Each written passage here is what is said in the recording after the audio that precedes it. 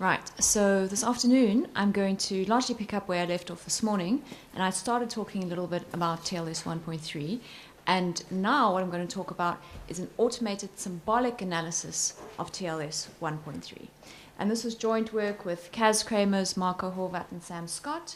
Kaz and Marco operate out of University of Oxford, and Sam and I are at Royal Holloway. But a lot of this work was done while Sam and I were interns at Mozilla over the course of last summer. And we were very fortunate to be able to work with Martin Thompson and Eric Ruscola, who are in many ways shadow members of this team. And Eric Ruscola is actually the main editor of the TLS 1.3 specification. Right. So what did we aim to do with this analysis? Well, we built a symbolic model of the TLS 1.3 specification. And we did this for draft 10 of the specification. And a lot of what I'm going to say this afternoon pertains to draft 10.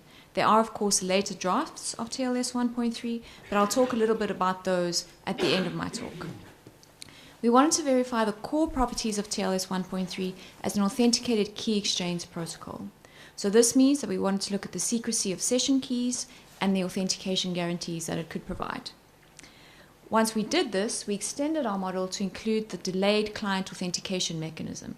Now, this came after draft 10, and the idea is that the server can request authentication from the client at any point, specifically after the handshake has taken place. When we did this, we found a potential attack, and we communicated this to the IETF working group, well, the TLS working group. Then draft 11 came along, and what happened is that we started updating our model to account for the changes in draft 11, but then we found out that maybe more changes were on the way, so we decided to wait until those changes were clarified. And I think anyone who's working on TLS 1.3 at the moment will agree with me that the specification is really a rapidly moving target. There have been a lot of changes in quite a short space of time. Okay, so this time round, the IETF has adopted an analysis prior to deployment design process. And if you think about our timeline from this morning, I hope that you can see why this is a good idea, right? TLS 1.2 and the versions below were then released, and then the academic community looked at them and started to attack them. In the case of TLS 1.3, the IETF has welcomed academic involvement before the protocol gets officially released. Now, we're not the only people to look at TLS 1.3. There are many ways of looking at TLS. Broadly speaking, there are three approaches. So you can look at implementations of TLS and try to find bugs in the implementation of the protocol. This is kind of the program verification, and has been mentioned, people at INRIA and Microsoft are kind of working in this area. Then you can look at TLS from the provable security perspective. So you can build computational models and come up with pen and paper proofs with regards to its security. Or you could use automated tools to verify the logical soundness of the protocol. And this is where our work fits in. And this is the formal methods approach.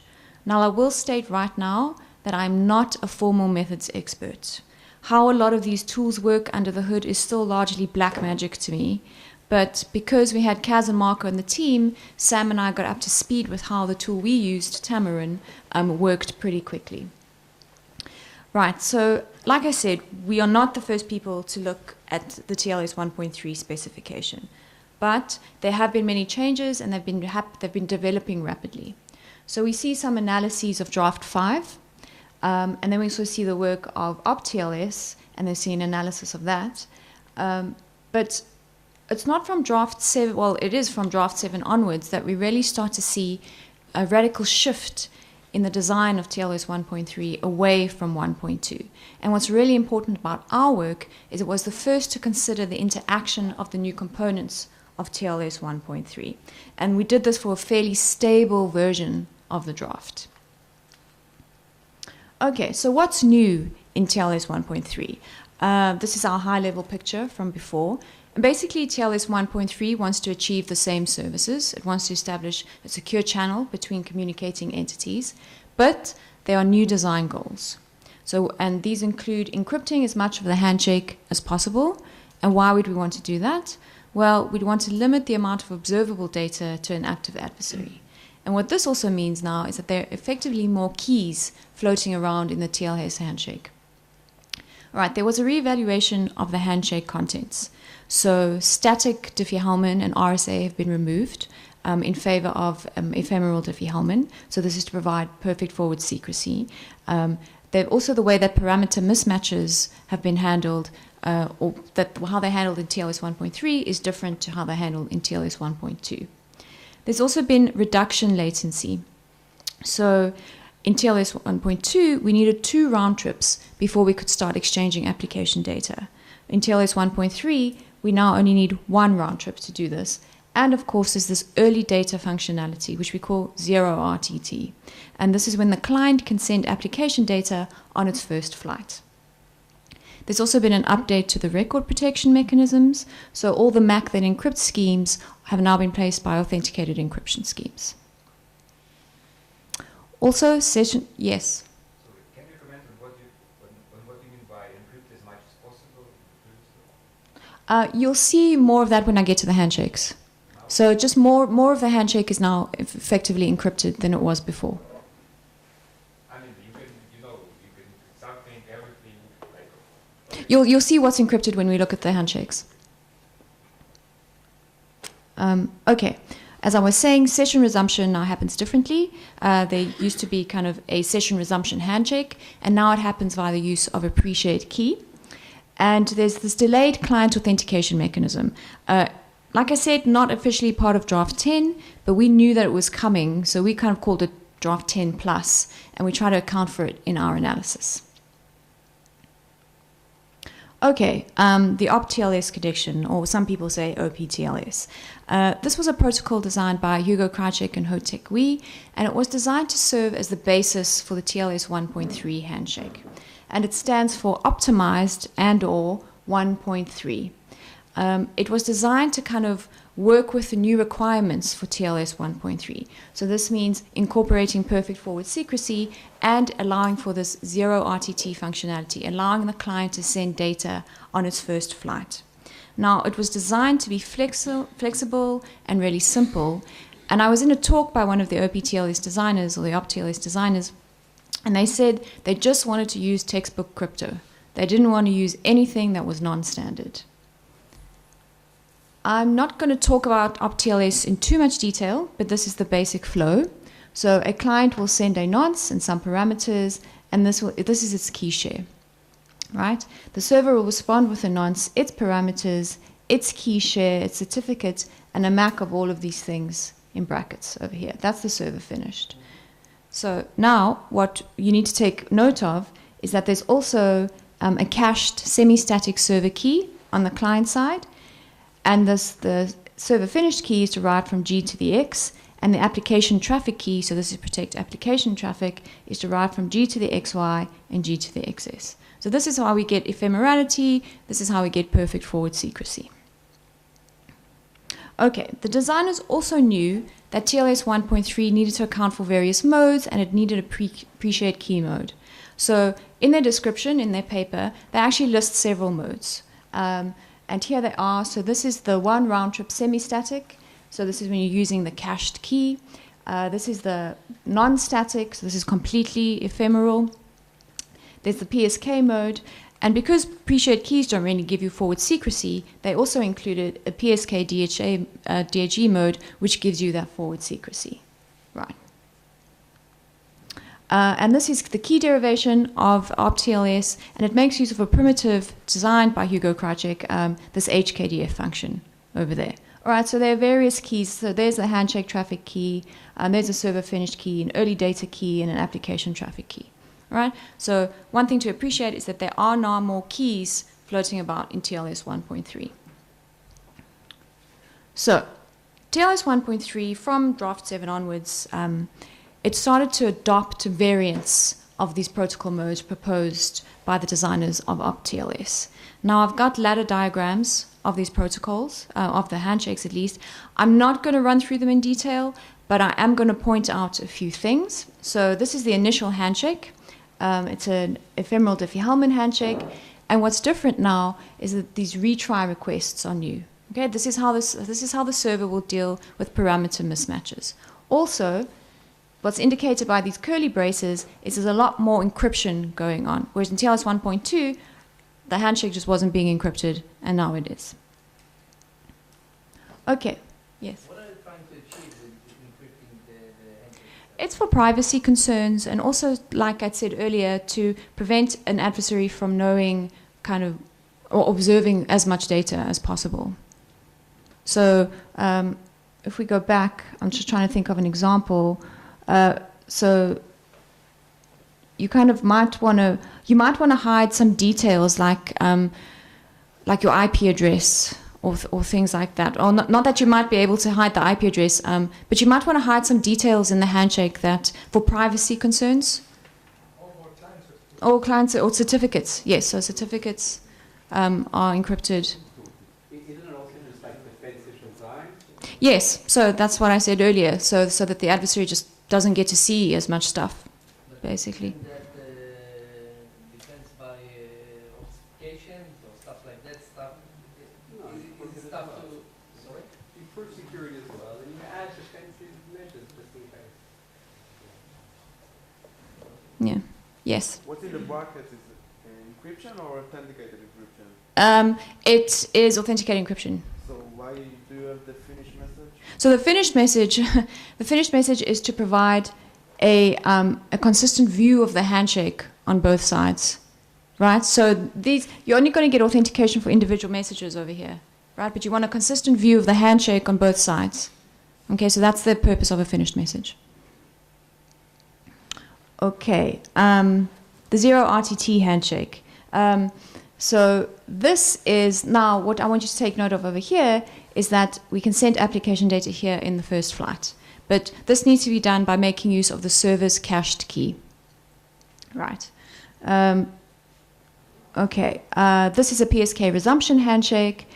And so what will happen is a PSK will be kind of sent across over here in an initial handshake, and then it will be used to resume the session. Right? So before we had a dedicated resumption handshake, now we do it via PSKs. Okay, and this is the TLS 1.3, at least at the draft 10 stage, this is what it looked like. So this is the key derivation, and these are all the keys that we now have to have derived. It's sort of similar to the OPTLS key derivation process. All right, so there are a few changes between TLS 1.2 and 1.3.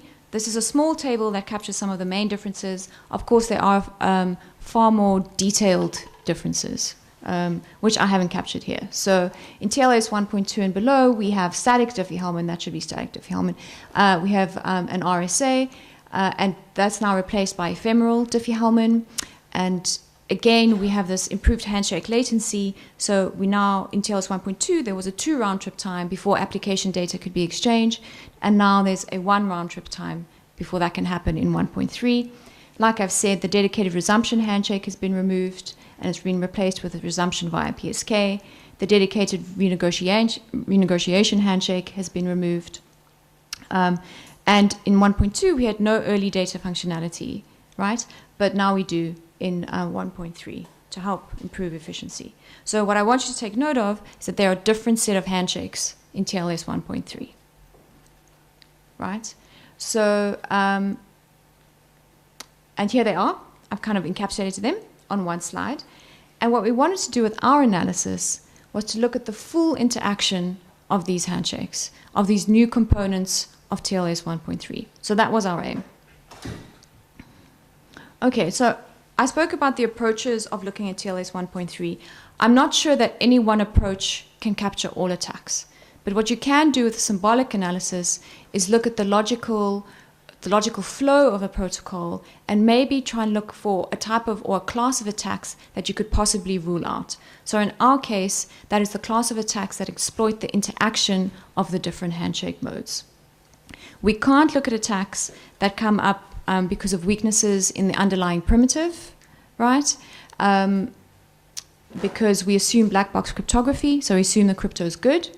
And again, this is an analysis of the specification only. We're not looking at an implementation of TLS. We're not looking for bugs in TLS 1.3. Okay, now a little bit about the tool we used. It's called the Tamarin tool. And I can never resist putting in the picture of a Tamarin monkey because I think they're really cute. So Tamarin is a tool designed some people at ETH Zurich, and Kaz Kramers is one of those people. So it's an automated tool for the formal analysis, specifically designed for protocol analysis. Of all of the tools, it has the best support for Diffie-Hellman. Apparently, this is according to Kaz, but he is one of the designers, so he might be biased. No, but it definitely does have very good Diffie-Hellman support. And in TLS 1.3, this is important because, you know, it's largely Diffie-Hellman. And what's also nice is that it allows for an instantiation of unbounded number of protocol participants and sessions. It also supports looping and branching, which is good because if you think about a resumption handshake, a connection could just resume. So it could end up in a loop of resumptions. And this is the type of thing we want to analyze with our analysis. Okay, so at a high level, for very simple protocols, it has this lovely auto-prove functionality. So you can build a model, you can write a property, and you can just push a button and say prove. So you have this push button analysis. But for complex models, you need a very good knowledge of the protocol, and the tool might need a high degree of user interaction. But if you show that something holds in the Tamarin tool, or you have a proof for it, that proof shows that a property holds in all possible combinations of client, server, and adversary behaviors. Okay, Tamarin is also really nice because it allows us to accurately model the TLS state machines, and the specification language also helps us to capture security properties in a detailed manner. Okay, so where do you start with trying to analyze TLS 1.3? Well, you start with building an abstract model of the protocol. And this is us on day one, trying to figure out what on earth was going on with TLS 1.3. And this is Sam. And Sam will happily admit that he's got a bit of a what on earth look on his face. I was the one taking the photograph, so you can't see the look on my face. TLS 1.3, when we started, looked quite complicated. All right, so what we want to do is we want to kind of encapsulate the honest party and the adversary actions alike in what we are called Tamarin rules. Now, Tamarin rules help to transition the protocol from one state to the next. In the case of honest clients and servers, a rule will correspond to a flight of messages and the associated actions that happen as part of that flight of messages. Okay, so for instance, this is the client state diagram for draft 10. And what this represents is the union of options available to the client for a single execution, right? So an initial handshake, DH initial handshake, will kind of correspond to the following rules being executed in succession. And then when you get to the point C3, or the state C3, the client is in a state to ready a position to start sending and receiving data. What's a little bit misleading about this diagram is that the PSK and the KC rules cannot fire unless an initial rule has fired. An initial handshake needs to happen because those rules need to spit out facts that need to be consumed by the PSK and the KC rules. Okay, so for anyone who's interested, this is what a rule looks like. These are the in facts, right? These are consumed by the rule. These are actions, and these actions kind of log what will happen as a result of a flight of messages. And then these are the out rules, or the out facts, sorry, and these facts will be consumed by the next rule. And this is how the tool transitions from one state to the next. Okay, so remember I said that Tamarin allows for the instantiation of an unbounded number of protocol participants and sessions. So we're not actually only thinking about one of these things. What the tool is actually considering is a lot of these things altogether and how they're interacting. Okay, so like I said, what we wanted to do was to verify the core properties of TLS 1.3. So that meant we wanted to look at unilateral authentication, mutual authentication, and the confidentiality and perfect forward secrecy of session keys. And we wanted to prove that these things hold in a world where the adversary controls the communication channel and has the ability to compromise long-term keys. Okay, so when we decided what we needed to prove, we looked through the spec and we came up with a list, right? And these are the properties that are in our list. Now, what we didn't do is we didn't really look at the protection of application data because, like I said, we assumed that the AEAD ciphers are good, right? And we assume kind of black box cryptography, so we assume that's good. We also, didn't look at denial of service or version rollback attacks. It's possible that you can look at version rollback attacks within your model and build a model to do this, but the complexity of the model then becomes horrendous. And I don't know if the tool would be able to handle it. We didn't try, so maybe we could do that. Okay, so in Tamarin, security properties are encoded as lemmas. They're more like traditionally what you'd think of as theorems, but the tool calls them lemmas. So this is a lemma for the secrecy of session keys. And what this is intuitively saying, it's saying for all possible values of the variables on the first line, if an authenticated session key is accepted and the adversary has not revealed the long-term keys of the parties, then the adversary does not know the key, right? And we wanted to prove this, and we showed that it holds for all combinations of client-server and adversary behaviors. So you look for all traces, okay, of a proof tree, which the tool will construct for you.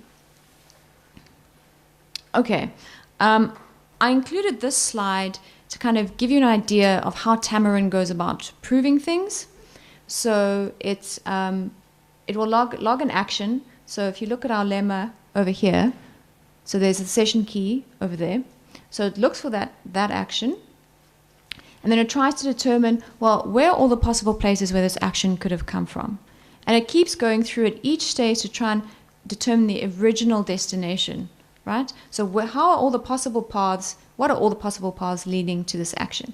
But at each stage that it rolls back, it considers what the adversary can do, what the adversary knows, what the adversary can manipulate, right? And eventually, in the case of secrecy of session keys, what it boils down to is the adversary needing to break Diffie-Hellman. But we've assumed good cryptography, so that can't happen, so then our session keys are good. Right, so we went through constructing these lemmas for all of the properties that we wanted to prove. But we didn't only have a few lemmas that corresponded to our properties, right? This wasn't a straightforward application of the Tamarin tool, by no means. It's sometimes the tool would require so much interaction from us because it would get stuck in loops, right? And then we had to manually go into the tool and kind of get it out of those loops. And what we actually needed was we needed a lot of auxiliary lemmas just to prove the main lemmas. So it was definitely not a push-button analysis, which was rather unfortunate because when we were at Mozilla, what we wanted to do was just leave the company with, or leave Eric, say, with a model that he could change to his heart's content and then just push the button and say, oh yes, look, all my changes are still good.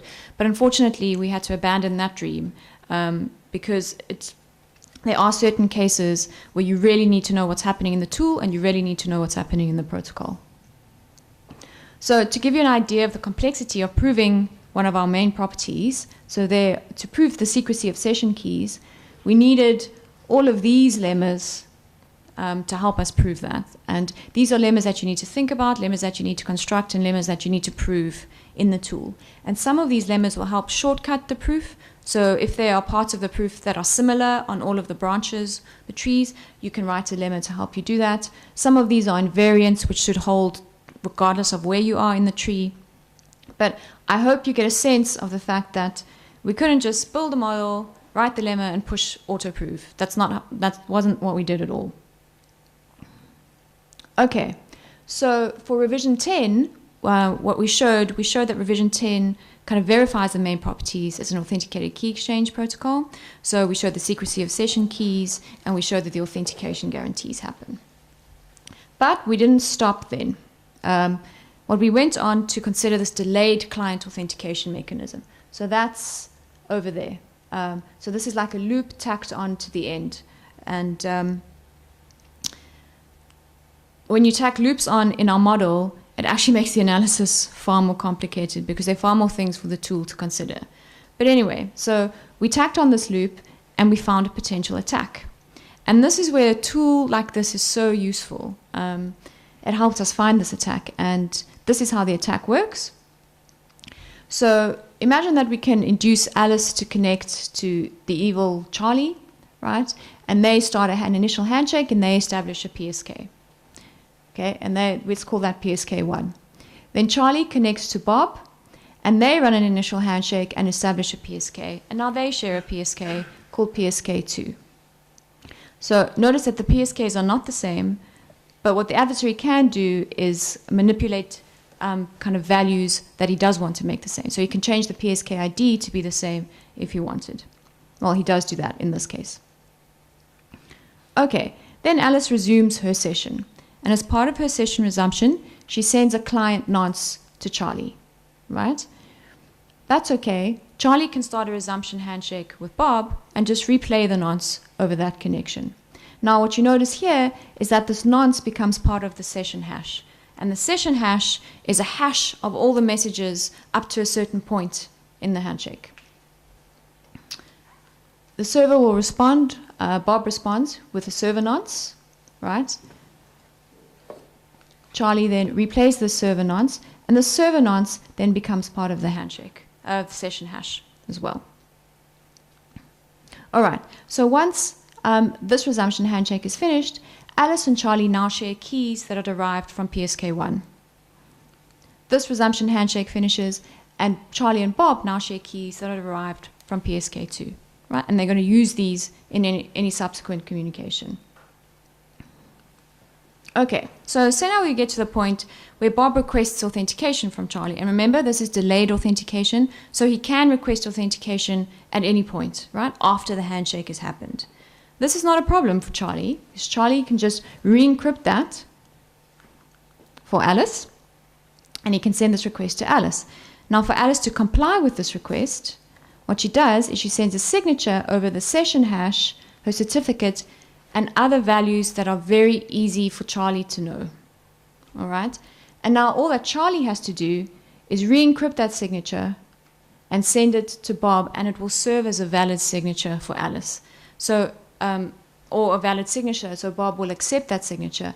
And from this point onwards, Bob will believe that Charlie is Alice. So Charlie can effectively impersonate Alice from this point onwards, and any communication that he sends subsequently will be deemed to have come from Alice. So he can do something like this, say, give Charlie all my money, and Bob thinks it's Alice, and say, yeah, okay, I can do that. All right? Okay. The session ID is part of that hash? Yes, the session, that PSK ID that I showed you is part of the hash. I just didn't include it in the diagram. But Charlie can easily manipulate that. It's not a problem. So, yeah, you have the signature that is valid on both of these connections and can be kind of replayed on another connection. Okay, so this is kind of an example of an attack that can arise because of the interaction of all of these different handshake modes. You had an initial handshake, and then you had a resumption handshake, and then you had delayed authentication. And the reason it happens is because there's no binding between the client signature and the session for which it is intended, right? This client signature is valid on for two different sessions, and that's the problem. When I describe the attack, maybe it looks kind of easy, but it was actually quite complicated to find. And again, this is where automated analysis really helps you out. We did communicate this attack to the IETF working group, to the TLS working group, and this was our post. This is what it looks like. And there were a few comments that came from this. And so this first one talks about the subtleties that arise because of the interaction of these new components. This one is about kind of how an analysis like this can really help guide the design of the protocol. And this one talks about how including the finished message in that signature probably solves the problem. And that's true. It does solve the problem. And this suggestion of including the finished in the signature was already kind of in the mix. But the attack showed the strict necessity of including the finished message in that signature. That wasn't necessarily known before we found this attack. All right. So with regards to where we stand, so we showed that draft 10 was good. We showed that it was solid. And we also, our analysis helped us to find potential weakness. But then there was draft 11, and we said, okay, let's start looking at draft 11. So draft 11 now has this delayed authentication. Here it is. And this is for the client, and that's for the server. And we got to the point where we were halfway through proving draft 11. We'd just done secrecy of session keys, or that's where we were close on doing that. And then we heard there was talk kind of major changes coming. And we decided, okay, let's stop for a while and wait for those changes to be clarified. So then in draft 12, we see this addition of 0.5 RTT data. I think there was talk of this before draft 12, but it was officially included in draft 12. So this is where the server can respond to the client's early data.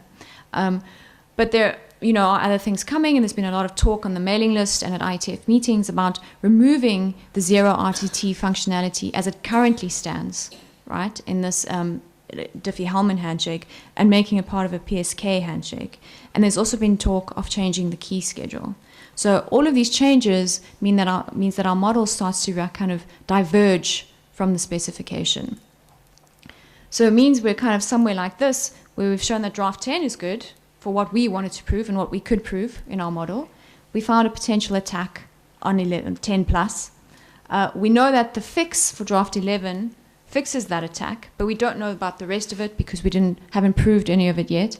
And we don't know for draft 12 because we're kind of waiting for draft 13, and maybe there'll be draft 14 and draft 15. So we don't know. So this is where we currently are with our analysis. But there was a conscious decision to wait till draft 13 so that we could see the concrete changes that were coming to the protocol. Okay, so it's not that we can't make changes. Of course we can.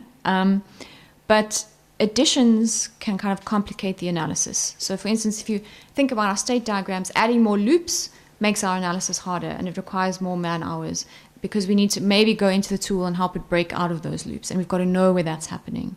Reductions are easier for us to handle. So if they remove the 0 RTT handshake as it currently stands, right, then that's just removing one line of code effectively from the way we've set up our model. So that's easy for us to handle. But with this rapidly changing specification, it does mean a lot more work for us to kind of get our model up to scratch and start proving these properties. So we did kind of put a web page together for our work. That's what it is. So if you want to go and look at it, these are the authors, if you want to contact any of them. And so just to kind of conclude, well, I don't really know if I can say that there's a conclusion for the TLS 1.3 story, not yet, at least. But I really hope that we're going to have an official draft soon. So thank you.